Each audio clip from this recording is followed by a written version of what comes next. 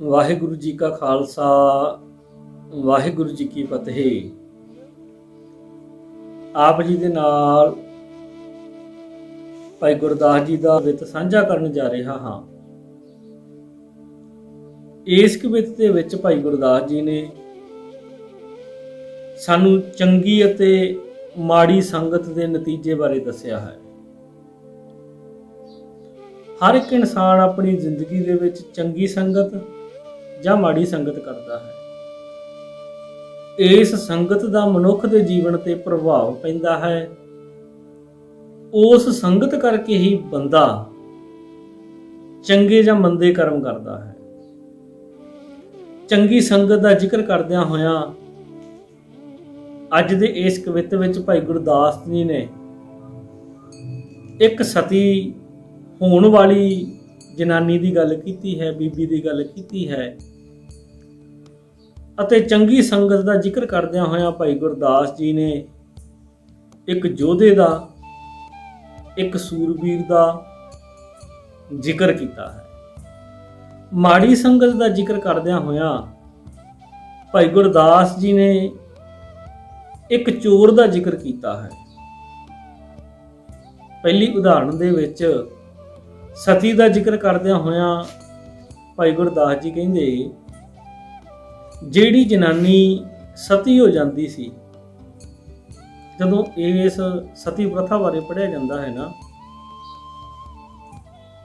ਕਾਫੀ ਪਹਿਲਾਂ ਪੁਰਾਣੇ ਜ਼ਮਾਨਿਆਂ ਵਿੱਚ, ਪੁਰਾਣੇ ਸਮੇਂ ਦੇ ਵਿੱਚ ਜੇਕਰ ਕੋਈ ਬੰਦਾ ਮਰ ਜਾਇਆ ਕਰਦਾ ਸੀ, ਕਿਸੇ ਜਨਾਨੀ ਦਾ ਘਰ ਵਾਲਾ, ਉਹਦੀ ਡੈਥ ਹੋ ਜਾਂਦੀ ਸੀ, ਮੌਤ ਹੋ ਜਾਂਦੀ ਸੀ, ਤੇ ਉਹਦੇ ਘਰ ਦੀ ਨੂੰ ਉਸ ਮਰੇ ਹੋਏ ਬੰਦੇ ਦੀ ਚਿਤਾ ਦੇ ਵਿੱਚ ਜਿਉਂਦੀ ਨੂੰ ਸਾੜਿਆ ਜਾਂਦਾ ਸੀ, ਜਿਹਨੂੰ ਸਤੀ ਪ੍ਰਥਾ ਕਿਹਾ ਜਾਂਦਾ ਸੀ।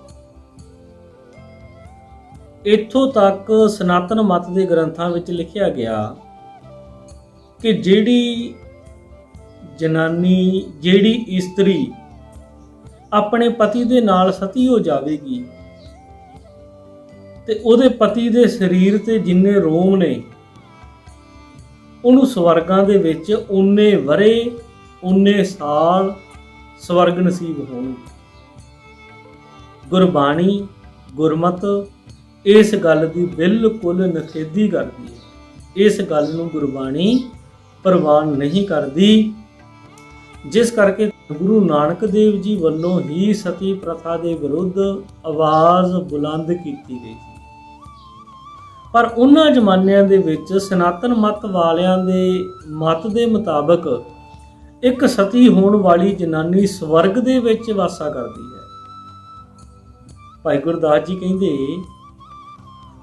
ਜੇਕਰ ਇੱਕ ਜਨਾਨੀ ਸਤੀ ਹੋ ਗਈ ਤੇ ਉਹਦੀ ਵਡਿਆਈ ਉਸ ਸਮੇਂ ਦੇ ਮੁਤਾਬਕ ਪਿੰਡ-ਪਿੰਡ, ਘਰ-ਘਰ, ਹਰ ਇੱਕ ਜਗ੍ਹਾ ਹੁੰਦੀ ਹੈ ਵੀ ਉਹ ਸਤੀ ਹੋ ਗਈ, ਉਹਨੂੰ ਹੁਣ ਸਵਰਗ ਮਿਲੇਗਾ। ਭਾਈ ਗੁਰਦਾਸ ਕਹਿੰਦੇ ਉਹਨੇ ਆਪਣਾ ਚੰਗਾ ਕੰਮ ਫੜਿਆ, ਉਹਨੇ ਚੰਗੇ ਕੰਮ ਦੀ ਲੜ ਲੱਗ ਕੇ ਸਵਰਗ ਦੀ ਪ੍ਰਾਪਤੀ ਦੇ ਲਈ ਲਾ ਲਓ, ਇਹ ਗੱਲ ਦੇ ਪਿੱਛੇ ਲੱਗ ਕੇ ਉਹ ਸਤੀ ਹੋ ਗਈ। ਦੂਜੀ ਗੱਲ ਦਾ ਜ਼ਿਕਰ ਕਰਦੇ ਹੋਏ ਭਾਈ ਗੁਰਦਾਸ ਜੀ ਕਹਿੰਦੇ,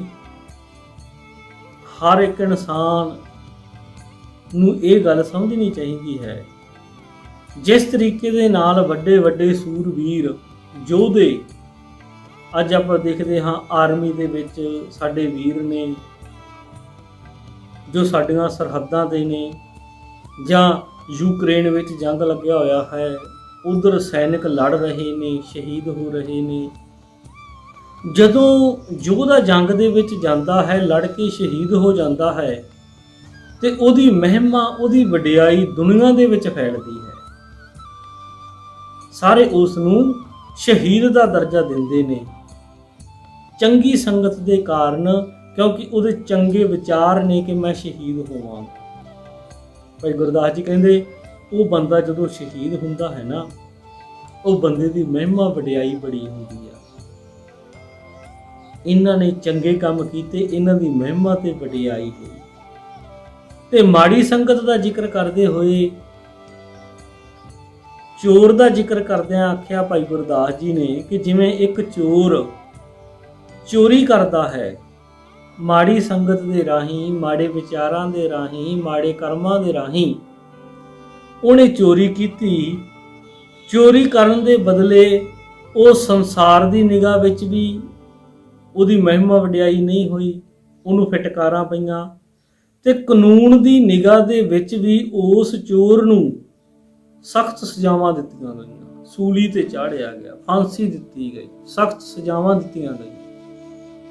ਇਸ ਕਰਕੇ ਭਾਈ ਗੁਰਦਾਸ ਜੀ ਕਹਿੰਦੇ, ਹੈ ਇਨਸਾਨ, ਤੂੰ ਆਪਣੇ ਤੇ ਆਪਣੇ ਜੀਵਨ ਨੂੰ ਦੇਖ, ਇਹ ਤੇਰੇ ਤੇ ਡਿਪੈਂਡ ਕਰਦਾ ਹੈ ਕਿ ਤੂੰ ਸਤੀ ਦੇ ਵਾਂਗ, ਤੂੰ ਸੂਰਵੀਰ ਯੋਧੇ ਦੇ ਵਾਂਗ ਇਸ ਦੁਨੀਆ ਵਿੱਚ ਚੰਗੇ ਕੰਮ ਕਰਕੇ ਵਡਿਆਈ ਲੈਣੀ ਹੈ, ਆਪਣੀ ਸੋਭਾ ਕਰਵਾਉਣੀ ਹੈ, ਜਾਂ ਤੂੰ ਇੱਕ ਚੋਰ ਦੇ ਵਾਂਗ ਮਾੜੇ ਕੰਮ ਕਰਕੇ, ਚੋਰੀ ਕਰਕੇ ਇਸ ਸੰਸਾਰ ਦੀ ਨਿਗਾਹ ਵਿੱਚ, ਕਾਨੂੰਨ ਦੀ ਨਿਗਾਹ ਵਿੱਚ ਤੂੰ ਦੋਖੀ ਬਣਨਾ ਹੈ, ਦੋਸ਼ੀ ਬਣਨਾ ਹੈ, ਸਜ਼ਾ ਦਾ ਹੱਕਦਾਰ, ਸਜ਼ਾ ਦਾ ਭਾਗੀ ਬਣਨਾ। ਇਹ ਤੇਰੇ ਤੇ ਡਿਪੈਂਡ ਕਰਦਾ ਹੈ। ਪਹਿਲੀ ਉਦਾਹਰਣ ਦੇ ਵਿੱਚ ਭਾਈ ਗੁਰਦਾਸ ਜੀ ਦੱਸਦੇ ਨੇ, ਅੰਤ ਕਾਲ ਏਕ ਘੜੀ, ਇੱਥੇ ਘੜੀ ਦਾ ਜ਼ਿਕਰ ਕੀਤਾ ਗਿਆ, ਅੰਤ ਸਮੇਂ ਦਾ ਜ਼ਿਕਰ ਕੀਤਾ ਗਿਆ ਵੀ ਬੰਦਾ ਕਿਤੇ ਨਾ ਕਿਤੇ ਅੰਤ ਸਮੇਂ ਵੀ ਚੰਗੀ ਸੰਗਤ ਦੇ ਵਿੱਚ ਆ ਜਾਏ ਨਾ ਤੇ ਉਹਦਾ ਜੀਵਨ ਸੁਧਰ ਜਾਂਦਾ ਹੈ। ਭਾਈ ਸਾਹਿਬ ਜੀ ਪਹਿਲੀ ਉਦਾਹਰਣ ਵਿੱਚ ਕਹਿੰਦੇ, ਅੰਤ ਕਾਲ ਏਕ ਘੜੀ ਨਿਗ੍ਰਹ ਕੈ ਸਤੀ ਹੋਏ, ਧਨ ਧਨ ਕਹਤ ਹੈ ਸਕਲ ਸੰਸਾਰ ਜੀ। ਕਹਿੰਦੇ ਉਹਨੂੰ ਸਾਰੇ ਧਨ ਧਨ ਕਹਿੰਦੇ ਆ, ਵਡਭਾਗੀ ਕਹਿੰਦੇ ਆ ਵੀ ਸਤੀ ਹੋ ਗਈ, ਸਵਰਗਾਂ ਨੂੰ ਜਾਵੇਗੀ। ਦੂਜੀ ਗੱਲ ਕਰਦੇ ਹੋਏ, ਦੂਜੀ ਉਦਾਹਰਣ ਦਿੰਦੇ ਹੋਏ ਭਾਈ ਗੁਰਦਾਸ ਜੀ ਕਹਿੰਦੇ, ਅੰਤ ਕਾਲ ਏਕ ਘੜੀ ਨਿਗ੍ਰਹ ਕੈ ਜੋਧਾ ਜੂਝੈ, ਇਤ ਉਤ ਜਤ ਕਤ ਹੋਤ ਜੈ ਜੈਕਾਰ ਜੀ। ਕਹਿੰਦੇ ਉਹਦੀ ਜੈ ਜੈਕਾਰ ਹੁੰਦੀ ਹੈ, ਚੰਗਾ ਕੰਮ ਕੀਤਾ ਹੈ ਨਾ ਤਾਂ ਜੈ ਜੈਕਾਰ ਹੈ। ਤੇ ਮਾੜੀ ਸੰਗਤ ਦਾ ਜ਼ਿਕਰ ਕਰਦੇ ਹੋਏ ਭਾਈ ਗੁਰਦਾਸ ਜੀ ਦੱਸਦੇ ਨੇ, ਅੰਤ ਕਾਲ ਏਕ ਘੜੀ ਨਿਗ੍ਰਹ ਕੈ ਚੋਰ ਮਰੈ, ਫਾਂਸੀ ਕੈ ਸੂਰੀ ਚਰਾਏ, ਜਗ ਮੈਂ ਤਿਕਾਰ ਜੀ। ਭਾਈ ਗੁਰਦਾਸ ਜੀ ਕਹਿੰਦੇ ਉਹਨੂੰ ਸਜ਼ਾ ਮਿਲਦੀ ਹੈ, ਜੱਗ ਚ ਉਹਨੂੰ ਧਰਕਾਰਾਂ ਪੈਂਦੀਆਂ ਨੇ, ਮਾੜਾ ਕੰਮ ਕੀਤਾ। ਅਤੇ ਫਿਰ ਅਗਾਂਹ ਜਾ ਕੇ ਭਾਈ ਗੁਰਦਾਸ ਜੀ ਬਖਸ਼ਿਸ਼ ਕਰਦੇ ਨੇ, ਤੈਸੇ ਦੁਰਮਤ ਗੁਰਮਤ ਕੈ ਅਸਾਧ ਸਾਧ, ਸੰਗਤ ਸੁਭਾਵ ਗਤ ਮਾਨਸ ਅਵਤਾਰ ਜੀ। ਕਹਿੰਦੇ ਇਹ ਮਨੁੱਖ ਜਿਸ ਤਰ੍ਹਾਂ ਦੀ ਦੁਰਮਤ ਦੀ ਭੈੜੀ, ਗੁਰਮਤ ਦੀ ਚੰਗੀ ਸੰਗਤ ਕਰੇਗਾ, ਉਸ ਤਰੀਕੇ ਦੇ ਮਨੁੱਖ ਦੇ ਜੀਵਨ ਦੇ ਕਰਮ ਹੋ ਜਾਣਗੇ। ਮਨੁੱਖ ਉਸ ਤਰੀਕੇ ਨਾਲ ਆਪਣਾ ਜੀਵਨ ਬਤੀਤ ਕਰੇਗਾ। ਅੱਜ ਦੇ ਇਸ ਕਵਿਤ ਦੇ ਵਿੱਚ ਭਾਈ ਗੁਰਦਾਸ ਜੀ ਕਹਿੰਦੇ, ਜੇ ਚੰਗੀ ਸੰਗਤ ਕਰੋਗੇ, ਯੋਧਿਆਂ ਸੂਰਬੀਰਾਂ ਵਾਂਗ ਤੁਹਾਡੀ ਸੋਭਾ ਹੋਵੇਗੀ। ਜੇ ਮਾੜੀ ਸੰਗਤ ਕਰੋਗੇ ਤਾਂ ਚੋਰਾਂ ਦੇ ਵਾਂਗ ਤੁਹਾਨੂੰ ਧਰਕਾਰਾਂ ਪੈਣਗੀਆਂ, ਸਜ਼ਾ ਦੇ ਤੁਸੀਂ ਹੱਕਦਾਰ ਹੋਵੋਗੇ। ਇੰਨੀਆਂ ਬੇਨਤੀਆਂ ਪ੍ਰਵਾਨ ਕਰਨੀਆਂ। ਬੁਲਾਓ ਫਤਿਹ। ਆਖੋ ਜੀ ਵਾਹਿਗੁਰੂ ਜੀ ਕਾ ਖਾਲਸਾ, ਵਾਹਿਗੁਰੂ ਜੀ ਕੀ ਫਤਿਹ।